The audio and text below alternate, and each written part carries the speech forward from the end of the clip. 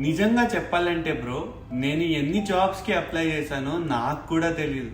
2000, 3000, 5000 count కూడా లేకుండా పోయింది. ఒక జాబ్కి టైలర్డ్ రెజ్యూమే ప్రిపేర్ చేయడానికి $10 ఇచ్చారనుకో, ఈ టైంకి నా స్టూడెంట్ లోన్ మొత్తం క్లియర్ అయ్యేదేమో. ఇంటర్నేషనల్ స్టూడెంట్స్ జాబ్ హంట్ చేస్తున్నామంటే మార్నింగ్ లేచి యాంగ్జైటీతో ఈమెయిల్స్ చెక్ చేస్తాం, లింక్డ్ఇన్లో డాష్ బోర్డ్స్ రిఫ్రెష్ చేస్తాం, H1B లాటరీ కోసం దేవుడిని ప్రార్థన చేస్తాం. ఈ వీడియో మోటివేషనల్ సక్సెస్ స్టోరీ కాదు.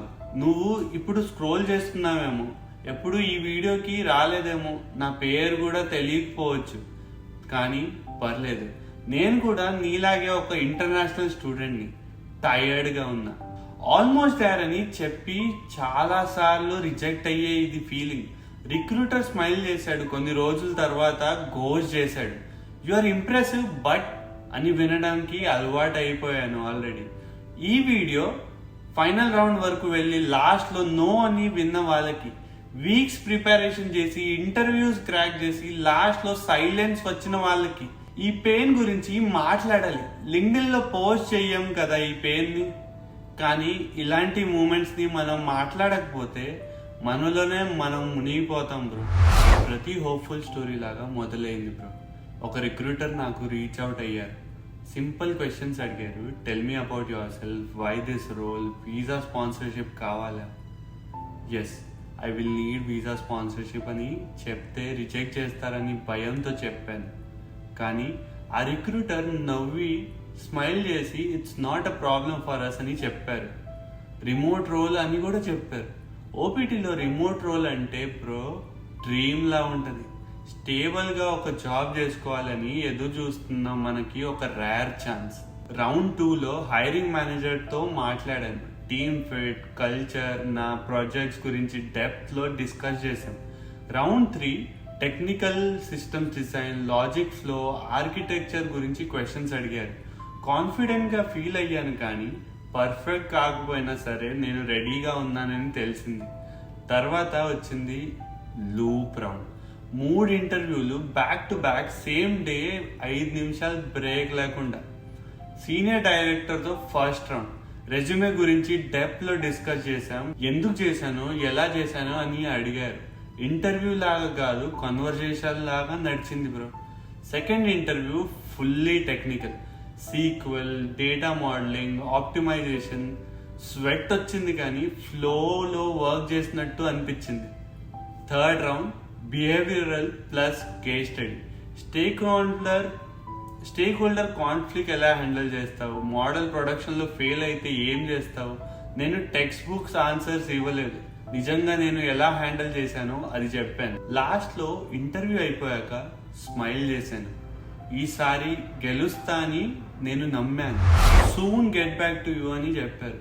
అదే కదా usual line. Day 1 complete silence, day 3 silence, day 7 పొలైట్గా ఫాలో అప్ మెయిల్ పెట్టాను, కానీ నో రెస్పాన్స్. డే 10 ఇంకొక ఫాలో అప్ చేశాను, కానీ కంప్లీట్ సైలెన్స్. జీమెయిల్ ట్యాబ్ పర్మనెంట్గా ఓపెన్ ఉండేది బ్రో. నోటిఫికేషన్స్ ఆన్ చేశాను, ఒక మెయిల్ కోసం వెయిట్ చేస్తానే ఉంది. 2 వీక్స్ తర్వాత మెయిల్ వచ్చింది. ఆఫర్ కాదు, ఫీడ్బ్యాక్ కాదు, ఒక cold sentence. Thank you for your patience. At this time we have decided to move forward with another candidate. ఒక సెంటెన్స్ 6 రౌండ్స్గా, ఒక సెంటెన్స్ 1.5 months ఎఫర్ట్స్కి, ఒక సెంటెన్స్ నా హోప్స్ అన్నిటికీ. ఆ ఒక్క లైన్ని 1 minute వరకు స్టార్ట్ చేస్తూనే ఉన్నా. మళ్ళీ చూశాను, బ్రెయిన్ ప్రాసెస్ చేయట్లేదు. Third final round rejection in a row. Third time with no feedback, no explanation, no humanity. అదే లూప్ రౌండ్ కి వేసిన క్లోజ్ లో కూర్చొని ఉన్నాను. అప్పుడు మెంటలీ మూవ్ ఆన్ కూడా అవ్వలేదు బ్రో. నేను రియల్లీ ఈసారి దొరుకుతుందని నమ్మాను ఫుల్. ఇంటర్వ్యూస్ క్రాక్ చేయడం ఎలా అని అందరు చెప్తారు, కానీ రిజెక్ట్ అయ్యాక హార్ట్ బ్రేక్ ని ఎలా హ్యాండిల్ చేయాలని ఎవరు చెప్పరు. ఎందుకు? ఫుల్ ప్రిపేర్ అయ్యి 200% ఇచ్చిన తర్వాత ఫైనల్లో నో వచ్చినప్పుడు you feel like a failure. నేను రేస్లో ఉన్నాను అసలు అని డౌట్ వస్తుంది. హెచ్ఆర్ నంబర్స్కి ఫిల్లర్ క్యాండిడేట్ లాగా వదిలిపెట్టారని ఆలోచన. 6 వీక్స్ ప్రిపేర్ చేసి రిజెక్షన్ మెయిల్ వచ్చినప్పుడు నాకు ఒక్క రీజన్ ఇవ్వరా? అని అడగాలని ఉంది, కానీ ఎవరివ్వరు బ్రో. ట్రూత్ ఏంటి అని వీసా పైన ఉన్న మనం రిస్క్ లాగా ఉంటాం వాళ్ళకి. బ్రిలియంట్ అయినా హార్డ్ వర్క్ చేసిన 200% ఇచ్చినా కూడా ది డోంట్ కేర్. నాకు ఎప్పుడు జాబ్స్కి అప్లై చేస్తాను తెలీదు. ఇది జాబ్ హంట్ కాదు బ్రో, ట్రామా విత్ రెజ్యూమ్. ఒక మెయిల్లో నేను బెస్ట్ వర్జన్ నుంచి కంప్లీట్ ఫెయిలియర్గా మారిపోతాను. అది యాక్చువల్గా జరుగుతుంది. మీ ఇన్బాక్స్లో సైలెన్స్ మెయిల్ వచ్చినప్పుడు, ఫైనల్ రౌండ్ రిజెక్ట్ అయ్యేటప్పుడు, రిజెక్షన్ మెయిల్ చదివాక టీయర్స్ వచ్చిన వాళ్ళకి నేను మీతో ఉన్నా. నువ్వు వీక్ కావు, నువ్వు బిహైండ్ కావు, నువ్వు లెస్ కావు. మనందరికీ ఆ ప్రివిలేజ్ లేదు, బ్యాకప్ ఆప్షన్స్ లేదు, టైం లేదు. ఇంటర్వ్యూ రూమ్కి వెళ్తే H1B visa pressure, future tension, family hopes అన్నీ మనతో ఉంటాయి.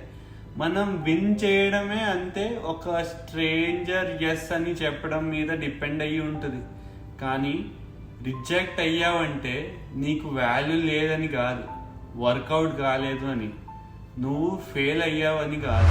ఈ వీడియో కనుక చూస్తూ ఏడుస్తుంటే అది ఓకే బ్రో. హోప్లెస్గా ఫీల్ అయ్యే సిచ్యువేషన్లో ఉంటే నేను అక్కడే ఉన్నా. ఇప్పుడు కమెంట్లో రాయండి, ఎన్నిసార్లు రిజెక్ట్ అయ్యావు, ఎంతమంది గో చేశారు, ఎన్ని ఇంటర్వ్యూస్ అయిపోయాక సైలెన్స్ వచ్చింది. ఈ కమెంట్ సెక్షన్ని ఒక సేఫ్ స్పేస్ లాగా వాడుకుందాం. ఫేక్ విన్స్ కాదు, నిజమైన పెయిన్, స్ట్రగల్స్, టీయర్స్.